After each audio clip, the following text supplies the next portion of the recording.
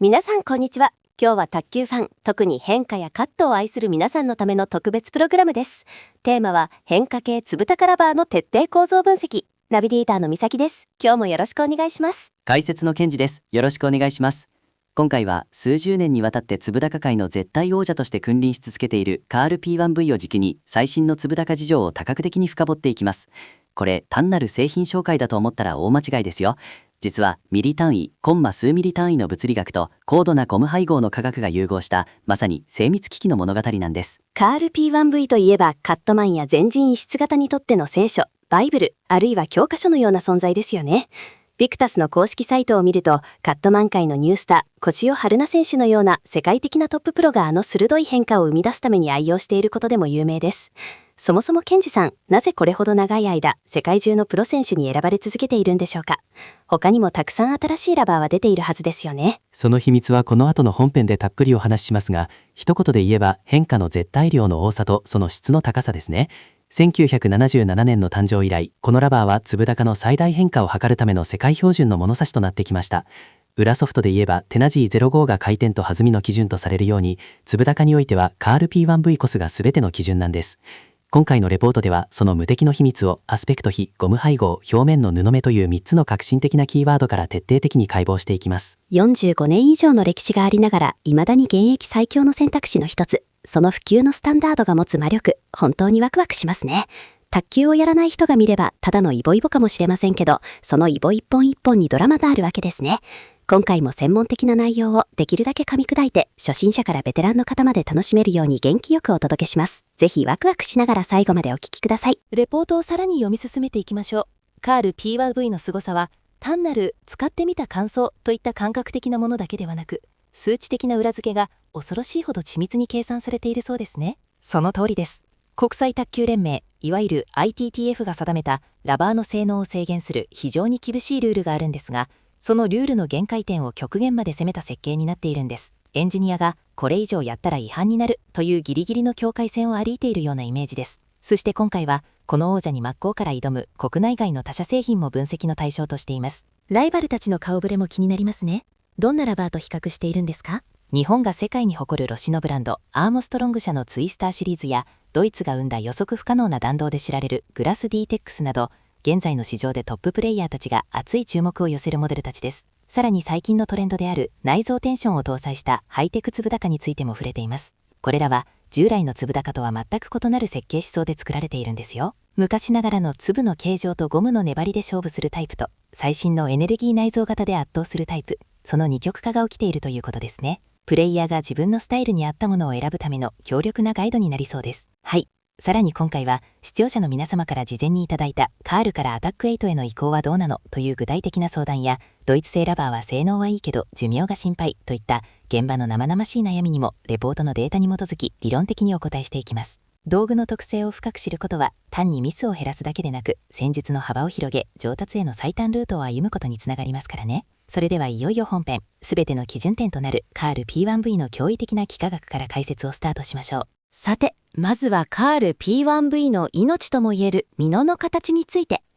ケンジさん、よくこのラバーは粒が高いねと言いますけど、これってルールでここまでなら高くしていいですよっていう基準があるんですよね。鋭い質問ですね、美咲さん。ITTF 国際卓球連盟の規定ではアスペクト比という数値が定められています。これは粒の高さを粒の直径で割った値のことで、現在は最大 1.1 までと厳格に制限されています。実は昔はこの制限がもう少し緩かったんですが、変化が激しすぎて魔法のようだと問題になり、今の数値に落ち着いたという歴史があります。そしてカール P1V はこの限界値である 1.1 に限りなく近い攻めの一手を採用しているんです。限界ギリギリ 1.09 とかそれくらいのレベルで攻めているわけですね。でもなぜそんなに高く細長く必要があるんですか？短くて太い粒の方が安定しそうですけど。物理的なメカニズムを解説します。打球時に相手のボールの強い威力が加わった際、太い粒だと垂直にグッと沈むだけですが、カールのような細長い粒はある一定の負荷がかかった瞬間にガクンと急激に折れ曲がります。これを専門用語でキンク現象と呼びます。ちょうどプラスチックのストローや細い竹を横から押した時にパキッと折れ曲がるあの感覚です。キンク、その折れ曲がりがどうしてあの変化になるんですか？粒が折れ曲がることで、ボールとの接触面積が当たる瞬間から離れる瞬間の間に劇的にかつ複雑に変化します。この不規則な挙動がドライブを強烈な下回転に変えたり、左右にゆらゆら揺れる予測不能なブレ球を生み出したりするんです。この計算された折れやすさと復元のリズムこそがカールの変化の源泉なんですね。数値で見るとわずかな差ですが、コート上ではそれが得点と失点の大きな差になります。次はその粒の顔ともいえる先端部分に注目しましょう。レポートを読んでいて、なるほどと思ったのが、粒の先端にある布目という構造です。肉眼で見ると、本当にかすかのザラザラした模様ですけど、これがそんなにプレーに影響するんですか？これが実は現代卓球における生命線なんです。ビクタスの開発資料やラリースの専門的なレビュー記事でも繰り返し強調されていますが、2014年以降、ボールの材質がセルロイドからプラスチックに変わりましたよね。プラスチックボールは表面で滑りやすいのが特徴です。もし粒の先端までツルツルだったらどうなるか想像できますか？あ、わかります。粒が倒れる前にボールが表面を滑り落ちちゃって、しっかり変化がつかないとか？その通り、正解です。滑ってしまうと粒の身元に力が伝わらず、理想的なしなりが生まれません。カール P1V の粒の頂点には、顕微鏡レベルで見ると微細な布を押し当てたような格子状の凹凸があります。これがボールをしっかりとグリップし、一瞬のためを作ります。この掴むプロセスがあって初めて、粒を根元からぐにゃりと深く倒しきることが可能になるんです。なるほど。滑るイメージの強い粒高ですけど、実はしっかり掴むことが大切なんですね。逆説的で面白いです。そうなんです。この適度なホールド感があるからこそ、ただ当てるだけの受動的な変化だけでなく、カットマンが自分からバックスイングを大きく取って回転を上書きする強烈に切るカットも安定して打てるんです。相手のパワーを最大限に利用しつつ、自分の意思、自分の切れ味をボールに乗せることができる。このグリップ力と変化のバランスこそが、カールが長年トップシェアを維持している技術的な基盤なんですね。これがあるからこそ、厳しい場面でもコートの端をつくようなコントロールが可能になるわけです。次はパッと見ではほとんど区別がつかない粒の並び方について。カール P1V は縦目とのことですが、これにはどんな戦術的な意味があるんですか？縦と横、どっちでも大して変わらない気がしちゃうんですけど、実はこれ、天と地ほどの差があるんですよ。粒の配列にはネットに対して縦方向に整然と並ぶ縦目と、千鳥格子のように互い違いに並ぶ横目の2種類があります。縦目の最大の特徴は、相手の強打、つまり上回転の強いドライブが当たった際、粒が縦方向に一貫してかつ素直に倒れやすい点にあります。物理的に抵抗が少ないんですね。一定の方向に倒れるとどうなるんでしょう。一番のメリットはコントロールの安定性です。打球時の反発方向が読みやすく、弾道を低く抑えやすい。だからカットマンが台から離れた位置で相手の猛攻を粘り強くしのぎ切るのに最適な設計なんです。このスイングをすればこの角度で飛ぶという信頼性が高いのが縦目、つまりカール P1V なんです。じゃあもう一つの横目はどういう人に向いているんですか？横目はカール P3αV や多くのドイツ製ラバー、例えばグラス DTEX などに採用されています。こちらはボールとラバーが当たった際、粒が抵抗となって引っかかりが強くなるんです。なので自分からプッシュでコースを鋭くついたり、前陣でのブロックでナックルや不規則な左右の変化を自ら演出して仕掛けるスタイル、いわゆる異質攻守型に向いています。安定と粘りの縦目、攻撃と撹乱の横目という基本ルールを覚えておくと自分に最適な武器が見つかりやすくなります。さて、最近特に若い世代のプレイヤーの間で人気なのが転生系粒高です。これ一度使うと普通の粒高には戻れないっていう人もいますけど、どういう仕組みなんですか？その代名詞的な存在がドイツ製のグラス DTEX です。従来の粒高、例えばカール P1V などはゴムの形状と天然ゴムのしなりで変化を出しますが、テンション系は製造の段階でゴムシート自体に強い緊張、テンションをかけています。例えるなら弓を引き絞った状態で固定しているようなものです。だからスポンジがない OX モデルであっても従来の常識を覆すほどボールが弾みます。スピードが出るってことは粒高でも攻撃がしやすいことですよね。それならみんなこっちにすればいいのに。そう簡単にはいかないのが粒高の奥深いところなんです。最大の弱点は寿命とピーキーさです。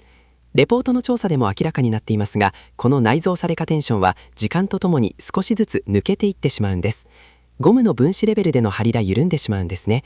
週に何度も練習するハードなプレイヤーなら2週間で別物になるという感覚を抱くことも珍しくありません。2週間。それはお財布事情的にもかなり厳しいですね。まさに常に 100% の状態を維持しようと思えばコストがかさみます。また弾みが強い分、台に収めるコントロールの難易度も跳ね上がります。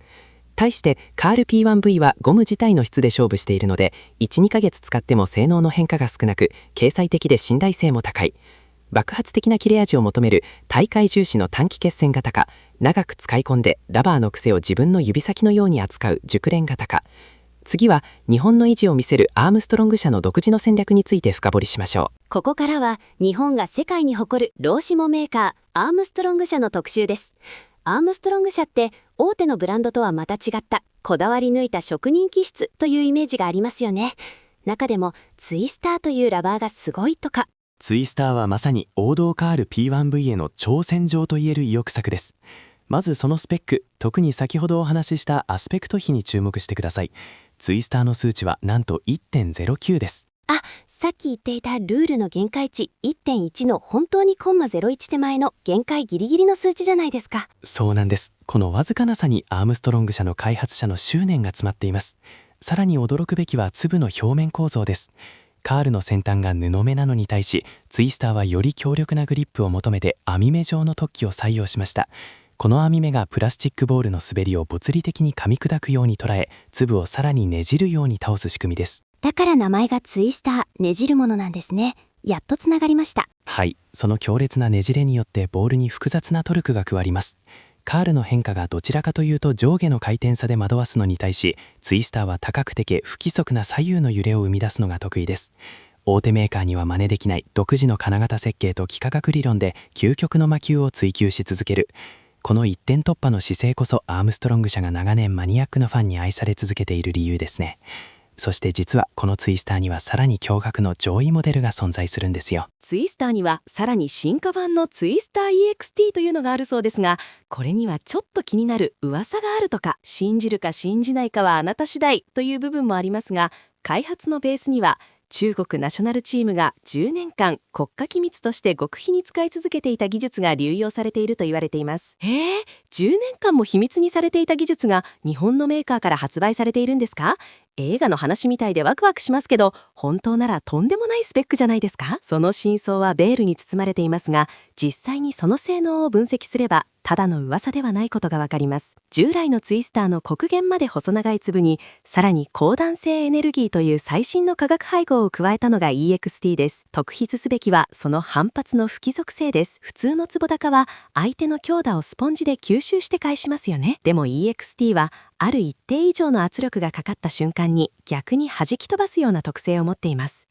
相手の力を使って自分から加速するんですか？そうなんです。相手からすればいつも通り緩い球が来ると予想したところに、いきなり鋭いスピードでしかも猛烈な変化を伴った球が飛んでくるわけです。これではタイミングが合わせられませんよね。テンションの爆発力と気がかり的な折れによる変化、このハイブリッドな性能はまさにアームストロング社が本気で世界一の変化を目指して執念で形にした結晶だと言えます。そして同じメーカーにはもう一つ誰もが知るレジェンドラバーがあるんです。アームストロング社といえばやはりこれを紹介しないわけにはいきません。あの天才福原愛選手が長年愛用し、中国選手を大いに苦しめたことでも伝説となっているラバーアタック8です。これってケンジさん、分類的には何になるんですか？実はアタック8は厳密には変化系表ソフトに分類されます。でも一般的な表ソフトとは全く別物です。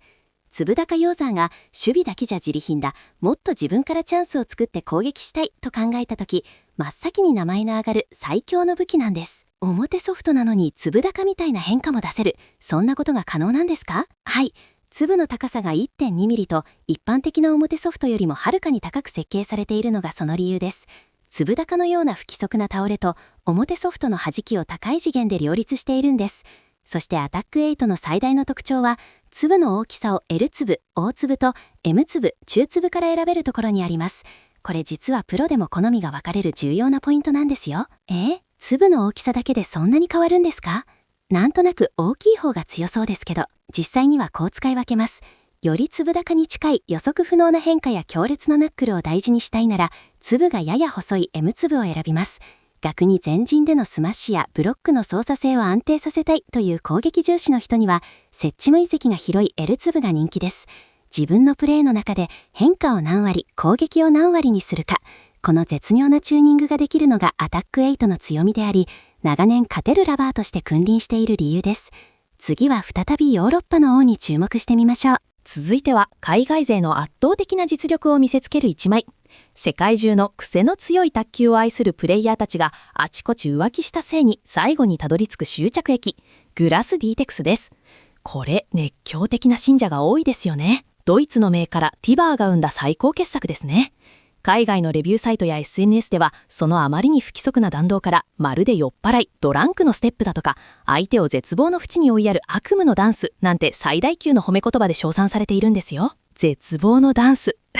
そこまで言われると対戦相手としては恐怖でしかないですね。一体何がそんなに悪夢なんですか？秘密は D-TEX という独自のテンション技術にあります。粒が非常に柔らかくぐにゃりと倒れやすい。それなのにテンションのおかげで元に戻るスピード、復元力が異常なまでに速いんです。この倒れと戻りの高速なサイクルがボールに強烈なスピンリバーサル、つまり回転の完全逆転と目にも止まらぬ微細なバイブレーションを与えます。守備的にブロックしているつもりでも相手からすれば攻撃的な変化球になって飛んでくるわけですね。まさにそうです。ただこのラバーは非常にじゃじゃ馬でもあります。スポンジがない OX モデルの場合、板の弾みを直接受けるのでコントロールが非常にシビアです。使い手の繊細な指先の感覚が要求されますが、一度このラバーを乗りこなすことができれば、コートのあちこちに地雷を埋め込むようなカオスな卓球を展開できます。まさに現代卓球における変化の極北とも言える一枚ですね。同じドイツ勢でもドニック社のアプローチはまたユニークですね。スパイク P1 と P2。これ、開発には世界的に有名なプロ選手たちが深く関わっているそうですね。そうなんです。現代を代表するキル・カットマンであるオーヒヒー選手と日本が誇る鉄壁の守護神塩野真本選手です。それぞれのスタイルをそのまま名前に刻んでいるんですよ。同じカットマンでも2人ともタイプが全然違いますよね。全く違います。オーヒヒー選手が監修した P1 はやや固めのスポンジを組み合わせています。守るだけでは勝てない、隙があればドライブやスマッシュでぶち抜くという攻撃的なカットマンの思想が凝縮されています。対して塩野選手が監修した P2 は極限まで柔らかいスポンジを採用し、とにかく衝撃を吸収することに特化しています。塩野選手といえばどんな強打でも吸い付くように拾い続け、相手が念負けするのを待つ忍耐力ですよね。スタイルを支えているのが P2 なんですね。その通り。絶対に自分のミスをしない、相手の威力を 100% 殺して低く沈むボールとして正確に返すという究極の安定性を追求したのが P2 なんです。同じ変化系の中でも自分の勝ちパターンが反撃なのか完封なのか、トップ選手の知恵を借りて自分の進化の方向性を決められる。この選び方ができるのは用具選びの醍醐味だと言えますね。最近、粒高界隈の SNS や YouTube 動画でこれマジでやばいと話題になっているのがヘルファイヤー X です。サワー&トレガーというメーカー。失礼ながら以前はあまり聞きなじみがなかったのですが、ここはドイツにあるメーカーなんですが、実は世界でも非常に珍しい粒高とアンチラバー、つまり異質用用具の専門ブランドなんです。一般向けに広く浅く作るのではなく、特定の尖った層に向けた製品開発を行っているからこそ、こだわりが異常なほど凝縮されています。ロゴのデザインからしてちょっと攻撃的でかっこいいですよね。専門メーカー、それは信頼感がありますね。最大の特徴、いわゆる発明はどこにあるんですか？一番の発明は粒の間隔とベースシートの極薄化です。あえて粒の間隔を通常より広く設計することで、一粒一粒が他の粒に干渉することなく、最大の角度まで自由に、そしてダイナミックに倒れるようになっています。これによって、たとえ軽いタッチであっても強烈なスピンの反転を引き起こすことができるんです。粒が自由に動ける遊びのスペースを広く作ったわけですね。だから少しの力でも変化が出ると。さらに適用型コードという特殊な技術も使われていて、ソフトなタッチの時はしなやかに反応し、フルスイングで叩いた時は適度な剛性を発揮して威力を出します。プラスチックボールになって昔より変化が出にくくなったと悩むプレイヤーにとってまさに救い神的な一枚です。さて後半戦はさらに一歩踏み込んで粒立を操るための科学的なメカニズムについて解説していきますよ。さてここからはさらにディープな粒高の科学のお時間です。まずは粒高最大の魅力、代名詞ともいえるスピンリバーサルについて。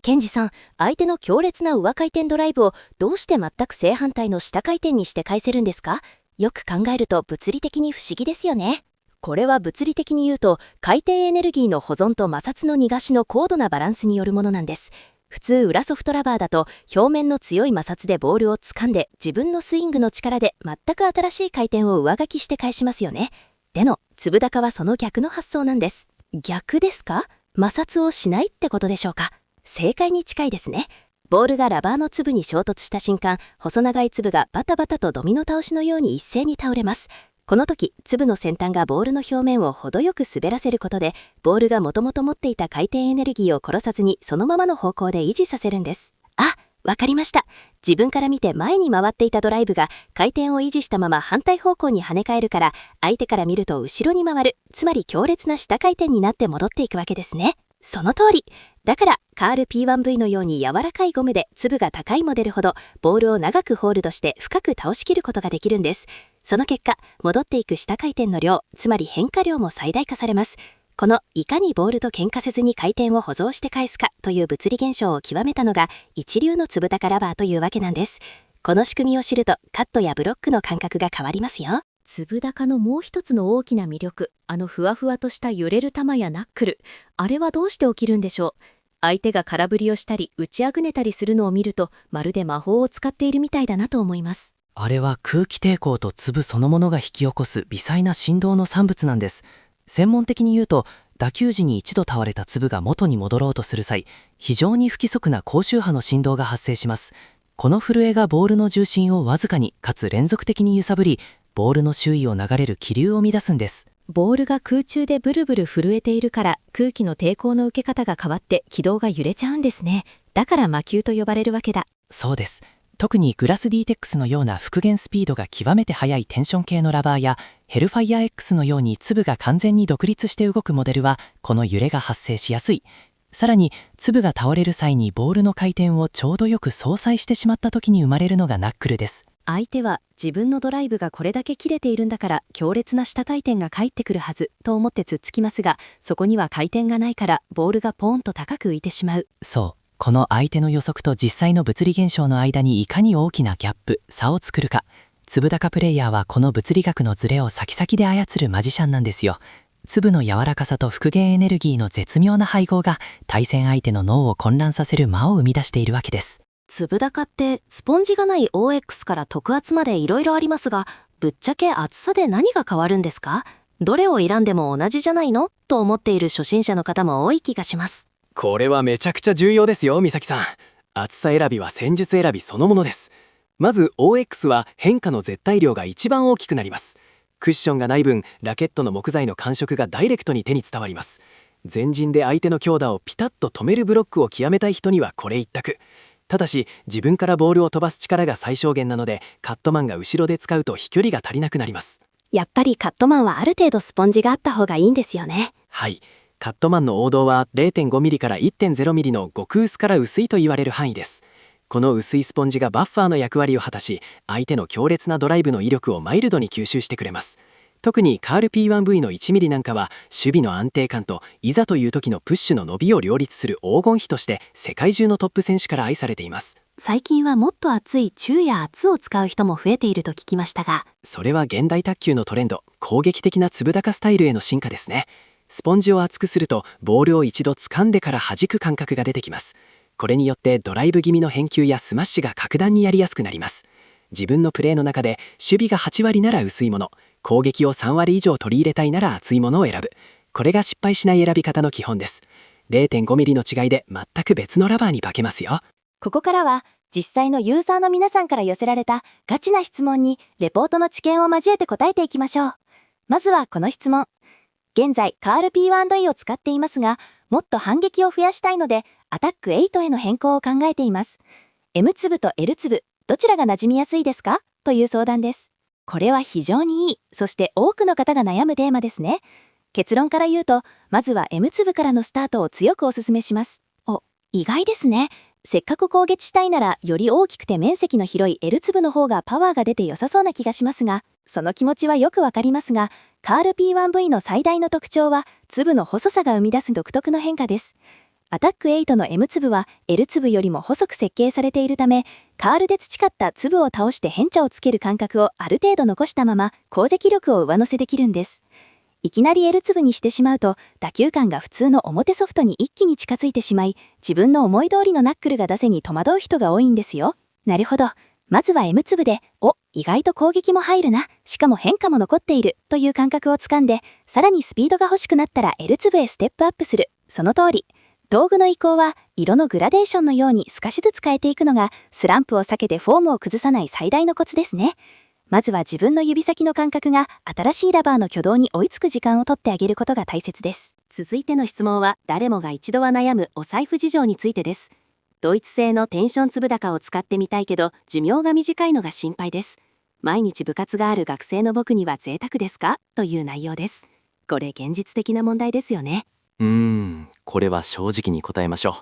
グラス D-TEX に代表されるテンション系が放つ驚異的なキレと揺れのピークは正直に言って最初の1ヶ月ほどです。やっぱりそうですか。1ヶ月で数千円が飛んでいくのは学生さんには確かに厳しいかも。そうなんです。ただその旬の時期のパフォーマンスは間違いなく世界最強レベルです。なので僕のおすすめはハイブリッド運用です。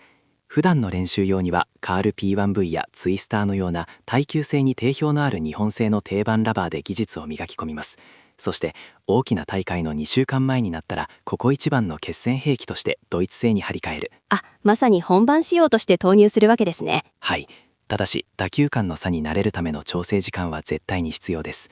経済性とそして本物の磁力を養うことを優先するなら、まずは耐久性の高いラバーで自分のスイングそのもので変化を出す力をつけること。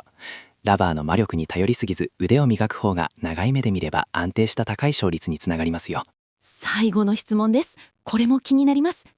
カットマンですが、縦目のラバーと横目のラバー、結局どちらの方が相手を切り倒せるブチギレのカットになりますかという質問です。ケンジさんいかがでしょう。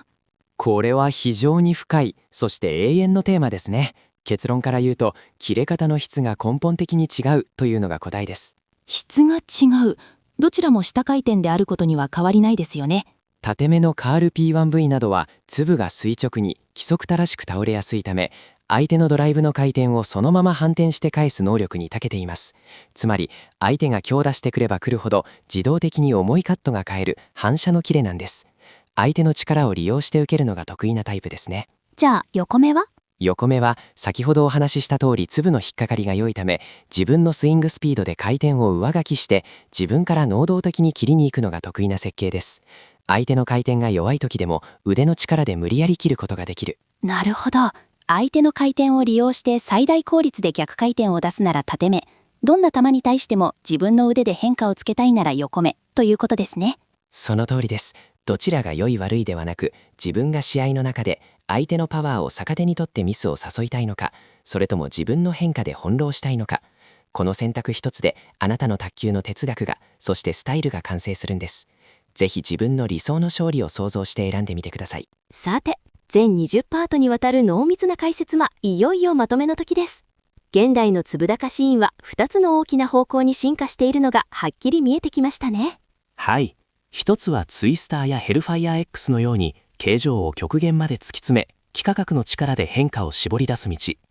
もう一つはテンション技術によってプラスチックボールの特性を補い、攻撃力を極大化させる道です。カール P1V という王者が示す最も不確実で最も切れれという基準は誕生から45年以上経った今も決して色あせることはありません。でもこれだけ選択肢が広がった現代、自分にぴったりの最高の相棒を見つける喜びも格別ですよね。道具を知ることは自分自身のプレーを客観的に見つめ直すことでもあります。自分の長所を伸ばすのか、短所を道具で補うのか、